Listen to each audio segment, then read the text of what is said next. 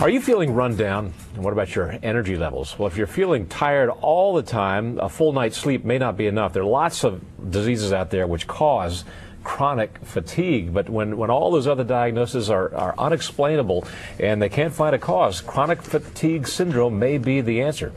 Dr. Alexander Chester is here from Foxhall Internists to talk about chronic fatigue syndrome and why we're seeing a lot of it in this day and age. Doctor, thank you very much for joining us. Thank you for having me.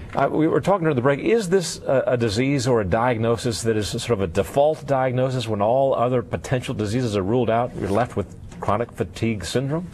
In a sense, it is. I think it's a confusing subject. Just to give it a little orientation. About 10% of Americans have chronic fatigue. That's fatigue that's not relieved by rest. They're tired. About 10% of those have the severe form, which is chronic fatigue syndrome. Now that's a disease that is associated with severe fatigue, usually muscle aches and pains, scratchy sore throat, tender glands, I've got a mental fogginess that's part of it. And it's a very difficult illness, and the name really doesn't do it justice. People tend to minimize it just hearing the name chronic fatigue syndrome.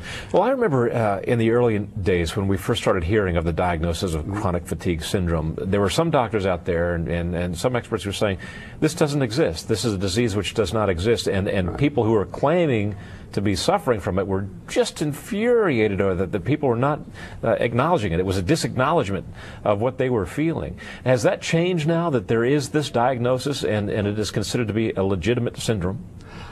Yes and no. I hold with people who believe it's a physical illness. There are people who do not think it is. Everybody must remember historically that there were many illnesses that were considered psychological that were ultimately proved to be physical. What this disease suffers from, and this is the most important point, is that there is no measurement. For instance, if you're anemic and you say, oh, my blood count's 30, it should be 40, everybody would be sympathetic, understand that that's why you're tired.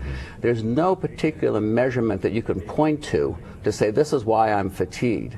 And people tend to doubt themselves, and their friends doubt them too, because nobody understands it. And they suspect that some psychological illness is really what's behind it.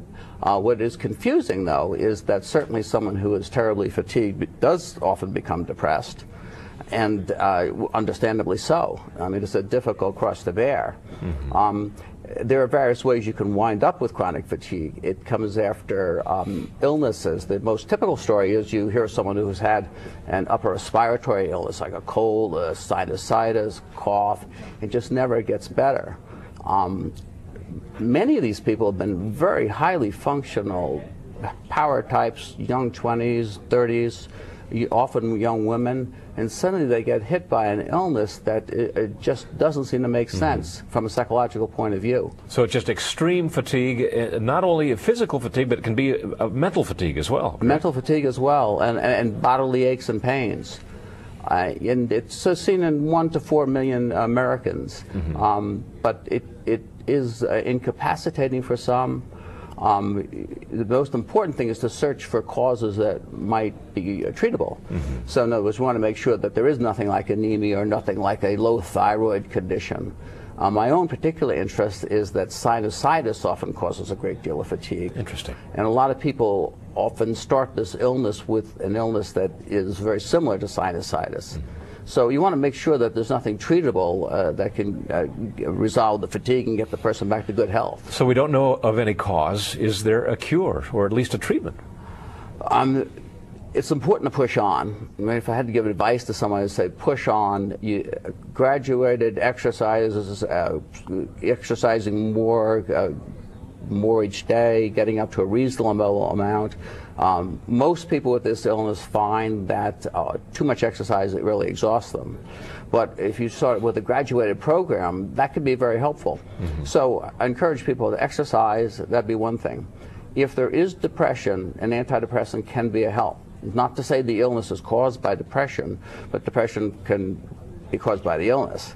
But if there's depression, then definitely an antidepressant is a good idea. And also therapy, too. What do you think the future of this diagnosis is? Will we have a better handle on what causes it and what kind of treatments to provide? I think eventually it will be. I think personally it involves a complex system neurologically that eventually they'll find a cause and a treatment for. There's been an awful lot of research ever since 1986 which rekindled the interest in the subject when they reported that the Epstein-Barr virus was the cause. And unfortunately that proved not to be the case, and taking antiviral medicines didn't help the problem. Really? So what do you tell people who come to you, we're almost out of time here, but quickly, who come to you and you come up with this diagnosis? Is there encouraging words you can provide them, any hope you can provide them? Well, yes. I mean, a lot of people get better spontaneously. You want to treat all the different things that are associated with the illness. Of course, the psychological, keep exercising, not too much sleep. Oversleep can also often make it worse. Avoid any foods that you think might be related. And for some people, air and poor air quality is an issue. So you want to make sure you're not in a sick building. Sick building syndrome is a real thing, and oftentimes that can cause chronic fatigue syndrome. So there are things to do.